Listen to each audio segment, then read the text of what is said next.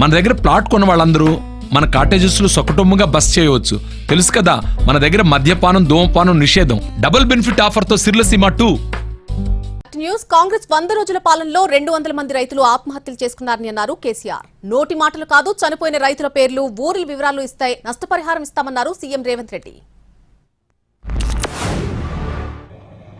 100 రోజుల పరిపాలనలో 200 మంది రైతులు ఆత్మహత్యలు.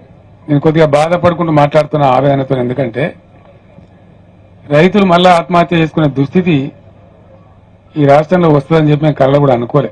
ఎందుకంటే చాలా వరకు పనులు మేము చేసి పెట్టినాం, పటిష్టంగా చేసి పెట్టినాం.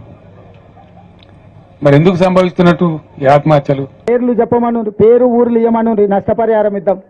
200 నెంబర్ చెప్పుడు కాదు, పేర్లు వాళ్ళ వివరాలు ఇవ్వమను. తప్పకుండా ప్రభుత్వం నుంచి వాళ్ళని ఆదుకుందాం.